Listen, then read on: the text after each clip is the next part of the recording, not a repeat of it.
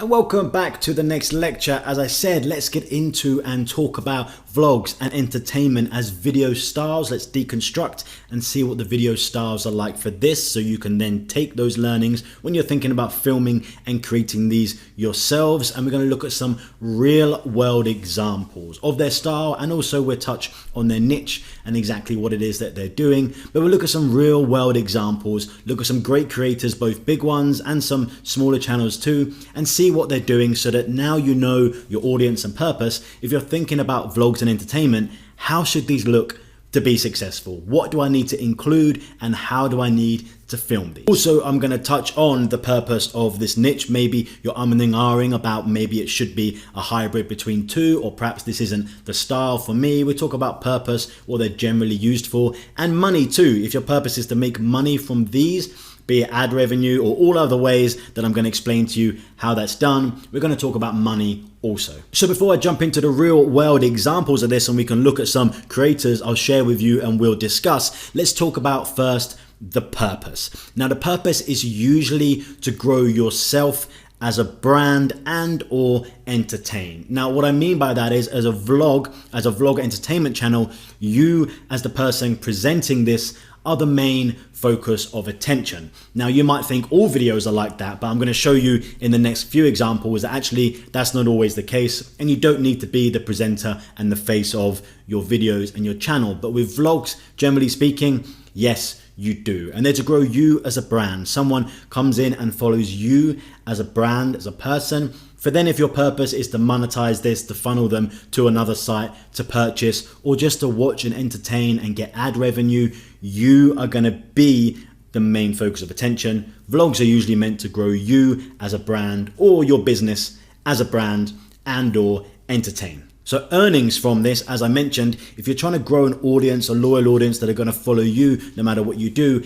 ad revenue on YouTube is a big one. Now, we're going to get more into this later in the course. There's a whole section called the YouTube Academy, and we're going to talk about things like your RPM, your CPM, how much money you can make on different niches, how much money you can expect to earn, how much money I earn, etc., etc. That's all later on in the course. But ad revenue, that's people seeing adverts that pop up on YouTube, much like this one. It's just displayed in the background. The person who's created that video, which is my video, the person is going to get paid per 1,000 views, a set amount depending on where that audience is watching from and the niche of that channel, the style of adverts that go on there. So ad revenue is one, and also possibly affiliate links. Now, this is depending on your niche. For example, we're going to look at Casey Neistat in a bit, and sometimes he talks about different tech products. Now, he might put an affiliate link below in his description to go and buy that product. And every time someone buys that product, then he gets a little kickback from the company. For example, you can quite easily go and get an affiliate link for Amazon. And if you talk about this microphone in your vlog, perhaps I'm doing something, by the way, I'm going somewhere, I'm filming this. You could have a video where you're perhaps explaining something, you're talking about your day, but this is in shot, or you talk about this within your vlog. You're doing a vlog, but a product review on this, for example. You could then have your Amazon affiliate link below your description, and every time someone purchases one of these, or for 28, 30 days or so if they purchase anything else because they came to Amazon through your link, you're going to get a small kickback from that. There are loads of places to get affiliate links. I talk about them later in the course. You can go on ClickBank or from any of the sites directly, and depending on what your niche is about, depending if you're going to have affiliate links. For my friend Keys One, we talk later, he's in the travel niche. He has an affiliate link for buying travel insurance, and every time someone purchases, he gets a small kickback from that, for example. And filming style. Now, these are multiple locations. They're not fixed in one place, usually like this, like a piece to camera. And in the next section, we talk about presenter led. They're not in a fixed location usually. They're out and about, walking, multiple locations. The style is kind of rough quite often. Vlogging, holding your phone, and that's okay. Vlogs and entertainment embrace that real, the shakiness. You're really with me. You're really experiencing this. Multiple locations, lots of different styles. You can cut between the fixed camera in a location in your home still, to walking around, to filming the street as you go down it. Vlogs have multiple different styles depending on what it is you're talking about and where you are. Now, how to research this. I'm going to get more into this later, but generally speaking, imagine you are your viewer. You've now created in the previous lectures, working out who your audience is. You make an avatar, if you like, for that person. Cool. him or her, David or Sarah, work out their location, what they're interested in, what are they searching for to find these vlogs. Search that inside YouTube and you'll start seeing vloggers and then obsess over the suggested videos of similar channels just like that. We'll get more into that later on how to research to find those, but I'm going to show you a handful of vloggers right now that you can go and check out their styles for these 5 different types of vlogs and take away some bits from there. So let's get into it. Let me share my screen with you here. And first we're going to go on to, of course, the legendary Mr. Beast. If I go onto his channel here, he's obviously one of the biggest creators on the planet, but he's got an amazing story, 132 million subscribers. If you scroll down on all his videos, going back, way back, he hasn't taken anything off. So you can actually see his whole journey from years ago when he was creating in his bedroom like this up to now, and do a deep dive to work out what he did. And I've done this many times because he's one of my favorite creators, because you can see his entire story. So I'm going to go and show you one of his latest videos, and then we're going to compare this to one of the early ones. And you can still see how, although he's one of the biggest, richest creators on the platform, he still has that same style, that same rough style. And he'll still only ever shoot in 2K, not 4K, although he could shoot in whatever he wanted to, because he said he wants to keep the real. Vlogging is about embracing the real. So let's look at a video he's done in the more recent years right now. 1,000 blind people see for the first time. We talked about his niche earlier, how he used to do challenges. That's how he started. Crazy clickbait, obsessive challenges that you really want to see the answer to. Let's play a bit of his video. During 1,000 people's watches. It's gonna be crazy. Most of us see the world like this. But here's the thing, 200 million people see the world. You pay for my surgery? Yes. He has a great style. You can see him follow around. You see text on screen. He's opening few seconds, have shot. Here's what's happening. Here I am. It's really good opening. You have to obsess over on vlogs the first 15 seconds, especially when you're new. Why is someone who doesn't know you going to follow you? That opening few seconds, you've got an amazing title, and we speak about that after these deep dives. You've got an amazing topic and title. In those first opening 15 seconds, Mr. Beast always does an amazing thing where he retells you back what the challenge is, so you know I'm getting what I clicked for, and then it's fast. You can't stop your eyes from moving around the screen. That's his vlog style for the challenge vlog and entertainment niche, and it's working like crazy. If I go back to one of his older videos, look at this. This is from years ago, 5 years ago nearly. I put millions of pennies in my friend's backyard. He's got the same concept for years, but he's just filming to a slightly better quality now. He's got a drone flying around him as he's presenting what he said, and the audio is slightly better. But he didn't need to. This still got millions of views without that. Let's play a bit of one of his early videos. $1 in pennies. This is $20. This is $100 in pennies. That is $1,000 in pennies. This is $2,000. This is $10,000. So this, you can see, if you're going to break down how you're going to film this Mr. Beast video in one of his early styles, he shot this, and I know he said this, with his phone in his early videos. He shot just on his phone, but he's all about obsessing over the introduction. He has this text on screen, and he opens up, you said I put 1,000,000 pennies in my friend's backyard. He said, this is penny, this is $10, $20, this is 10,000, and he's building up what it is you're going to see. Once again, in that fast introduction, text on screen helps, because if the eyes are reading something, they're moving all the time, you're keeping someone engaged, as opposed to just saying it. People might get bored. Keep the screen moving. He has the same style throughout. Even from years ago to today, he has the same formula. Vlog, entertainment, sets up a challenge, introduction, feeds it back to you perfectly, and has the fastest moving videos online that I've seen. They're amazing. So if you're thinking about doing entertainment and challenges, really obsess over your first 15 seconds and watch Mr. Beast's early stuff through to his latest and see what the similarities still are. You can see text on screen, really quick cuts. This is what you need for the best introduction. That's super important for the entertainment niche. All right, I want to move on to now Casey, who's one of my favorite vloggers. He has a very different and more slow-paced style, but he still has the most obsessive titles. This one, for example, is made exactly for his audience. I have a problem. That's all it is. It says nothing else. But he's had some amazing ones like the Chinatown zip line in New York, which in his video, it lasted about 20 seconds where someone was ziplining clothes down to a truck in New York City. But the whole vlog was titled that. He gets them in with his topic. He makes you want to see what he's talking about. And then he films like this.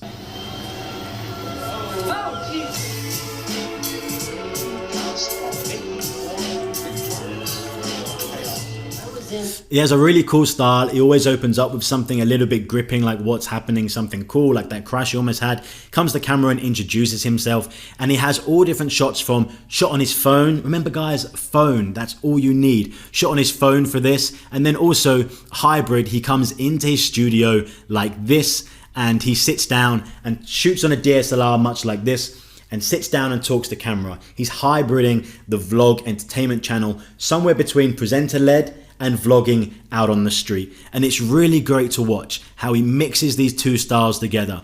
He also does something where when he has notes he writes down, so he's explaining something to you, he'll shoot over the top and write notes. This is a great way to explain something that's not just text on screen. It's really cool to see him actually create this. It adds a whole nother element to his vlogs. And he goes from shots like that, really well shot to camera, right to the rough and walking in first person. And now he's shooting first person, hands in screen like that, points in, asks questions. He's mixing these styles together. And this is one of my favorite styles of vlog and entertainment. And maybe it's something you could also set up to utilize here, because you can have the fast-paced entertainment, I'm on the street, actually showing this, grip someone in, and sit down and explain a point. So it kind of covers a lot of bases depending on what your vlogs and entertainment are about. Go and check out Casey's stuff if you want a really cool and slick example of vlogs and entertainment that work. Now I had to show you this next creator, David Dobrik, for one reason only. He burst onto the scene. He came from Vine actually back in the day. He came over, but he started doing something that people hadn't done before, that people like Logan Paul kind of utilized also, where he made a vlog that cut out all the stuff in the middle. He just has the good stuff. If you ever look at an editor called Hillier, actually I'll show you on here, Hillier Smith, go and check out this guy. He was the editor for Logan Paul, and he talks about some great examples of what it is he made sure he did within the vlogs to make sure they're constantly entertaining. He said they would film hours and hours of footage and he would cut out 70% of it instantly and then keep trimming it down so that all that was left was just the entertaining good parts. There's no fluff in the middle. It went from entertaining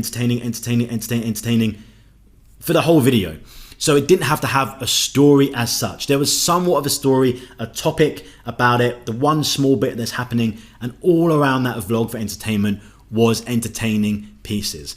So if I go back to David Dobrik, let me just show you this for example. Why did I not think something was gonna fuck? So cheese. So cheese. There is no build up to anything. There is no, I'm going to do this, this is happening. It's just showing you the bits that make you laugh, that make you cry with laughter sometimes. Some of it's so funny, and entertain you. You just are obsessed with watching it. He breaks all the rules. He only makes 4-minute videos or so, but they're all entertaining. Once you start watching one, much like now we have on TikTok and other reels where you just want to scroll and scroll and scroll, he has that same concept within a video. You just want to watch and watch and watch, because it's just small clips, short clips. They're never too long, ever. Short clips, entertaining. So if you can keep someone watching, he broke the YouTube algorithm, because although we say you should have an 8-minute plus video so you can show adverts, people watch 4 minutes, then he watched another 4-minute video and another, and he just kept watching his videos and staying on the platform because it was pure entertainment. So think about it. If you're doing just entertaining, rather than Mr. Beast style when he's going, here's what I'm setting up, here's what's happening, wait to see what happens, David Dobrik in his vlog, he's just doing, this is good, this is good, this is good, this is good, this is good, bombarding you with entertainment with a great little topic. She confessed her feelings for me. That could mean anything. And then just entertain. I had to show you this as an example, and go and watch his content because it's easy to film, you're gonna have a lot of content, easy to cut. You just hack out things and put up your video. He also uses copyright music, so he's not even making money on a lot of the ads on his stuff, but he's being shown videos are being displayed and suggested because he keeps people on the YouTube platform, which they want, people on the platform. So they keep suggesting his videos, and he just kept growing. So on the other side of that is Emma Chamberlain. Let me show you a bit of her and then I'll explain. I have to fart. I'm not going to do it though. I've been farting too much in my videos, and then people have been commenting that I have bad manners, but I don't have bad manners, I just have gas. It's summer. Oh my God, no, summer's like almost over, which is... So Emma Chamberlain works in the opposite way almost. Sometimes she has real long takes where she's just discussing to camera within a vlog, but this is because, and I want to talk about your audience. People think there's one rule for all of YouTube that works. You have to shoot in this style. Your thumbnails have to be shot in this certain way. No, know your audience. Once you have 30 or so videos up, and I'll talk about this in the launching plan in the YouTube Academy later. Once you have several videos up, 30 or so I think it is, and YouTube understands who your audience is, you get data in your analytics who your audience are, making sure that you know, and from your aims, it's the right gender, region, age group, the right demographics for your audience. Her demographic, which I'm going to completely guess, but basically talks on female fashion, etc. a lot. She's going to have a female audience, young skewed because she is young herself. She knows that they watch content like this. If she shot a video like Mr. Beast, really fast, punchy, challenge, it's not going to work the same for her audience. They watch this. Your audience might. We did it earlier a few lectures back. Think about your audience. They might react differently. For example, one of my channels that was around the travel niche had a male, older, 50s, 60s, their age group from the US were watching this travel channel. When I tried a Mr. Beast style thumbnail, really punchy, big, it didn't get clicked, but they did just click average thumbnail, a screenshot from the video, because that's what that audience wanted. She understands her audience and they respond to this style of video. You need to understand your audience, making sure you make it for them. Don't have an audience you want to try to attract that's in their 50s and male from the US and shoot a Mr. Beast style video. It's probably not going to work. And then I want to talk to you about Keys One. Later in the course, we're going to have an interview with him, and he's going to tell you how just in the last year and a bit, he's traveled from Australia to Thailand. He's in his late 30s, didn't do this as a young kid, and how he studied his craft, his audience, and has grown to make a full-time living, getting brand deals here. Let me show you a bit of his video. So here in Thailand, you would have heard of all of the classic scams here, the infamous tuk-tuk scams, the jet ski scams, motorbike scams, bill padding, you name it, it happens here. But in 2023, there's some new ones going around, and in today's video, I'm going to reveal them to you.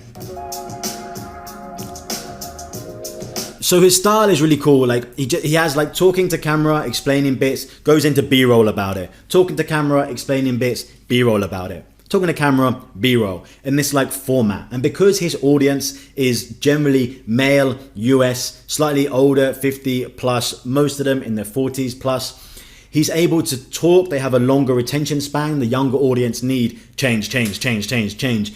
He knows his audience inside out. So he knows how to target them. You have a topic like scams in Thailand, and his audience, his niche is Thailand travel, so they're interested in that. Scams is a big one. People want to know about getting scammed. Negative news always sells. And then this style that matches that, a more slow-paced style that people can take on because of his audience. Not one rule fits all for all of YouTube. I hope you've realized that. And in the vlog and entertainment space, there are loads of different styles here you can do. Everything from shooting from your phone in real person, like I'm pointing in front and you can really relate to the real as if you are the vlogger, to set down a camera like this, to somewhere between the two, filming, talking, showing B-roll, filming, talking, showing B-roll. There's loads of different styles, but it depends on your audience. Not one rule fits all for all of YouTube. So now you have your audience in mind. If you decided on the vlogging entertainment niche, what's it going to look like based if you're targeting younger people, older people, male, female, even in different locations of the world?